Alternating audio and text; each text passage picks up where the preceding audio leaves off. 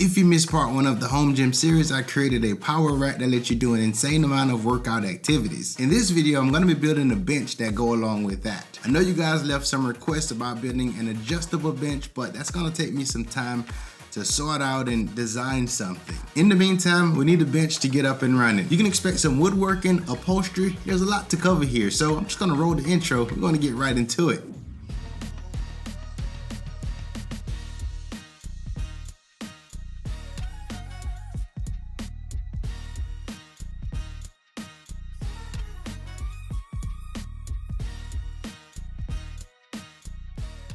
I've been constantly checking, but my local home center do not have 4x4 lumber.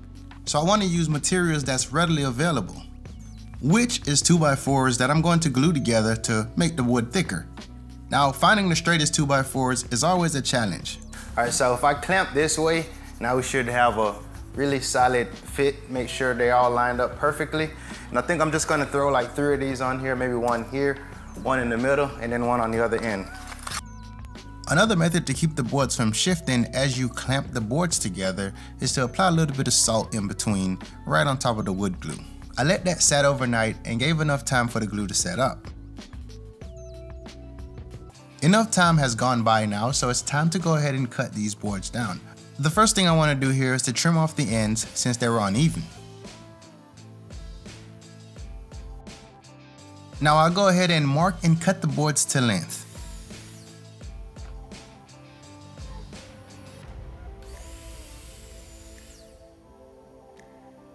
Now I have enough cut parts to work with. I'm going to line things up and go ahead and make a few marks on the bench post legs.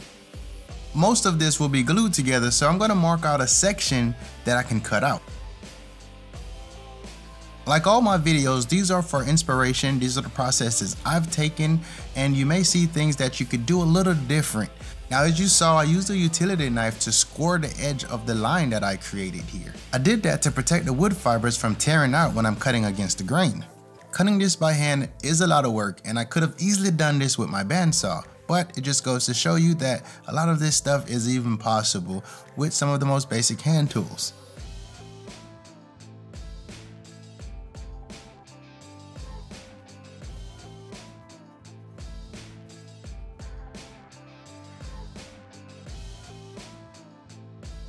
This actually came out pretty good. The board sits even with each other, and I'm pretty happy about that. I did this one more time for post number 2, but this time I had to do a little bit of chiseling. You can use a square to double check your accuracy.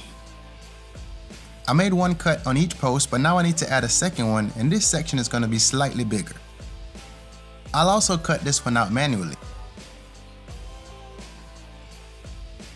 This is definitely a workout, and I'm feeling the burn.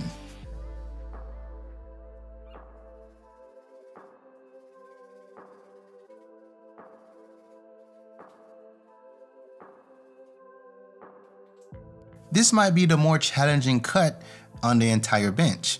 To add a little bit of style to the bench, I'll need to cut an arch. To do that, I added a few marks near the end of the board and then one in the middle.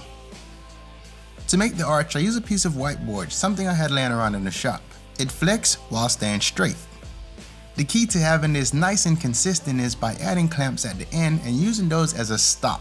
I adjust the clamps till I can work the board right towards that line I made, and then I push the piece in the middle up to the line that I created. Now, I thought about doing this by hand, but I was actually making progress and I didn't want to slow that down, so I jumped over to the bandsaw to speed things up.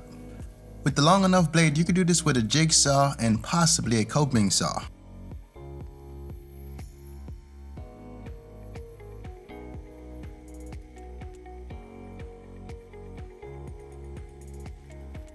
And to add to the aesthetics, I'm going to add some angle parts in here. Now at the time, I didn't catch it, but I should have measured from the inside of the post. The goal here is to line up the 2x4 to the corner and swing this post out to the line that I marked. Since I didn't know the angle of the look I'm trying to achieve, this was the route I took. Now I'm going to take a pencil and mark the inside to transfer the angles over to the 2x4.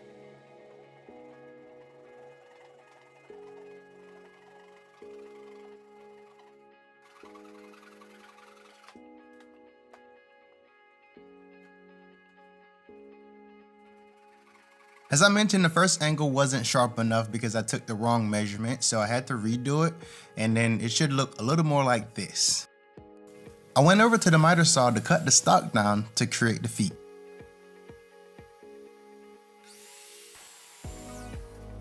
While I was there, I cut the corners off the feet. This way it didn't look so plain. Also, if you missed the video where I created this miter saw jig for the miter saw, I highly recommend you check that out. This is one of the best jigs I have in my shop now. The dual track in the base is a game changer for setting angles that you shouldn't be able to cut on the miter saw.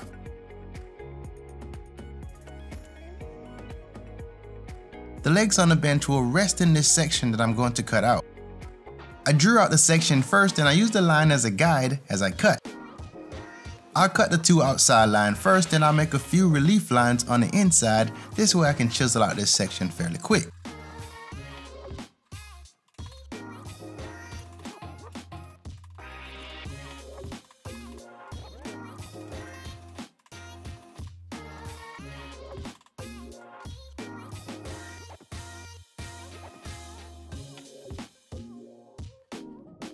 After cutting the plywood to size, I use a cup to round the corners.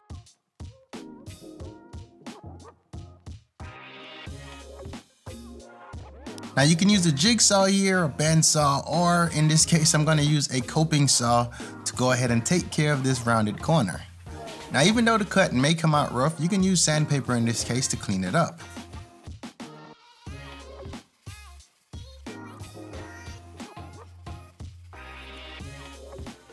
Now that I have all my parts cut to size and ready to be assembled, this is the perfect time to go ahead and sand everything down while it's loose.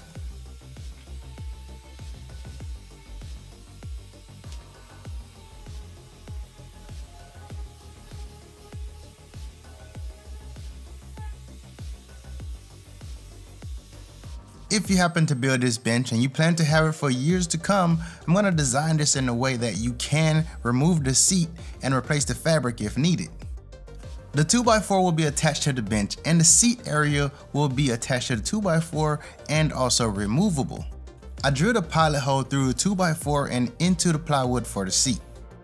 I want to make sure this lined up perfectly, so it's best to go ahead and drill both pieces at the same time. Now I'll take a 3/8 bit and drill all the way through the plywood and also the 2x4.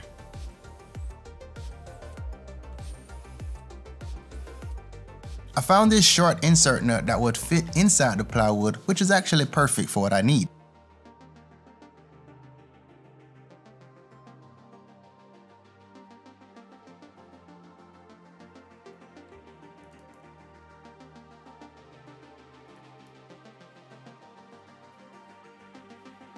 I'm using a 1-inch thick foam, which is the only thing that was available locally. I wanted to go 2 inches thick, but everything from the internet was just taking forever to come in. Now, since I've never done any sort of upholstery before, I was definitely on the edge, just a little nervous on how the outcome of this would be. But then I realized, what's the worst that can happen? I mess up and then I just do it again. So yeah, that's what kept me going through this process.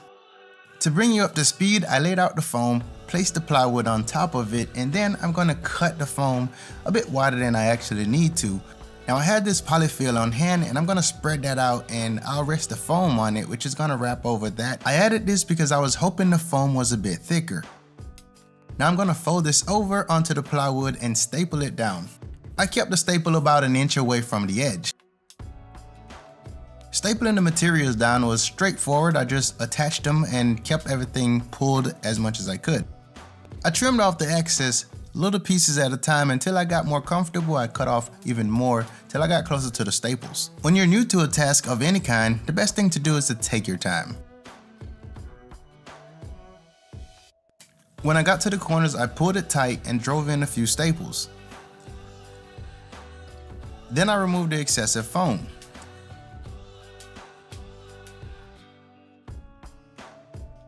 So far, I'm quite pleased with the process, and it's time to go ahead and install the faux leather.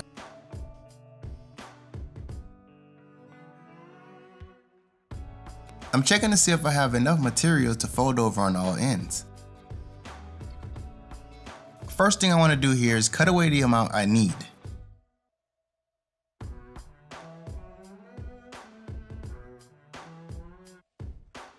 I want to make this as neat as possible, so I'm going to fold over the ends and staple it.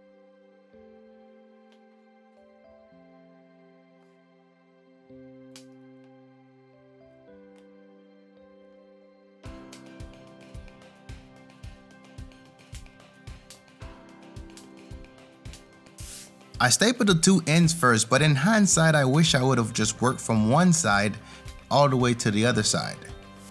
At this point, there were no going back, so I had to make this work.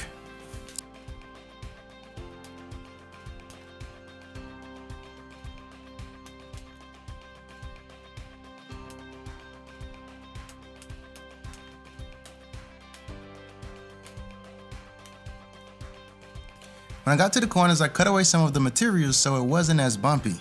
Now I don't know if it was better to have square ends or not, but I can tell you that this round over definitely made it feel like it added more of a challenge to it.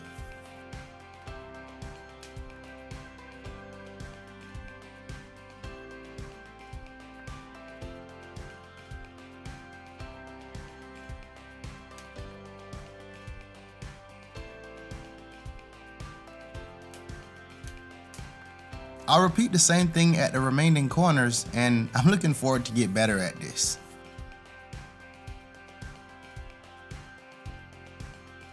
I want this to match the power rack that was created a couple weeks ago, so I'm gonna pick selective pieces in this bench and paint it black.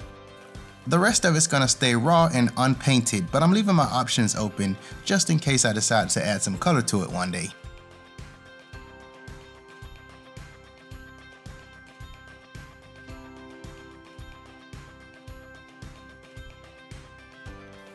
To begin the full assembly, I'll start by applying wood glue in all the joints.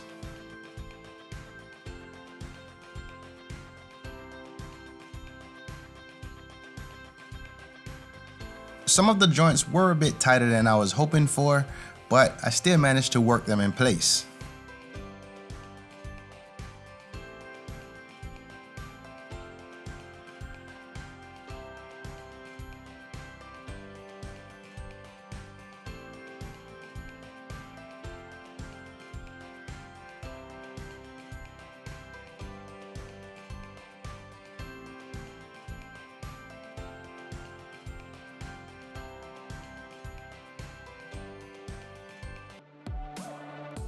I was planning to add the angle part later, but then I decided why not put them on now. I put the first one in and pushed it all the way up towards the end. Then I put the second one in and pushed that all the way back towards the back. And for the third one, I'm going to place that in the middle and center it up.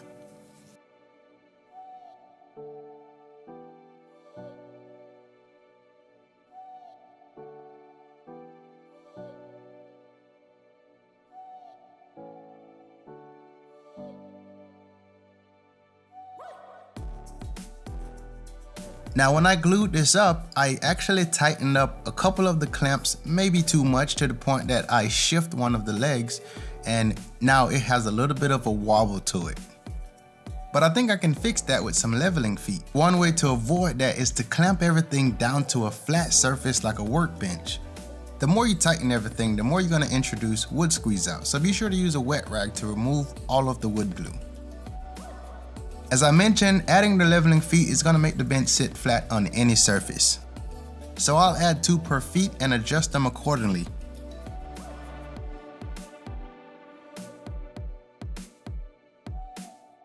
Next, I'm going to attach a 2x4 to the top of the bench leg. I'll center this up on the bench and then drive a few pilot holes through the 2x4 and into the post. I made the beginning of this hole a bit larger so that the screw head do not interfere with the plywood on the seat. Next, I'll stretch the pilot hole and then install the threaded inserts. To install the threaded insert, I dabbed a bit of wood glue on it and dropped some in the hole. Doing this should create a tighter bond with the threaded insert and also the wood. This way I have a solid surface to secure the bench top onto. I'll do the same thing on the other end.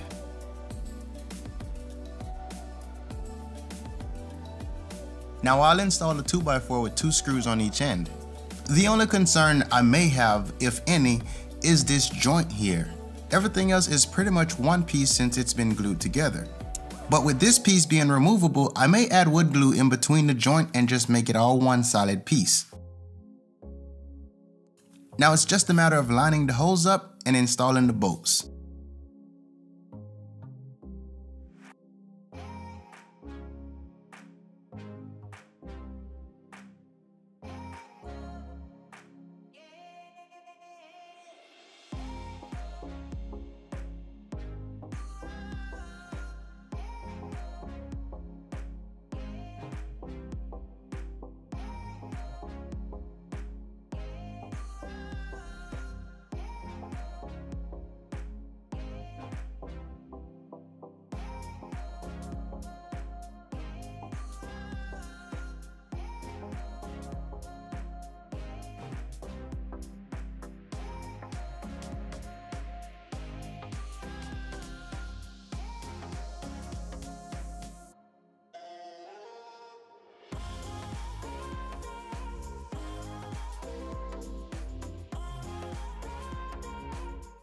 Finally, I can actually work out now. Super excited about that. And that little workout I just did, that thing put a beating on me. Thank you for your suggestion. I'm looking forward to building this series out. If you're new here, I'm Glenn, and I hope to see you on the next one. That's it for now.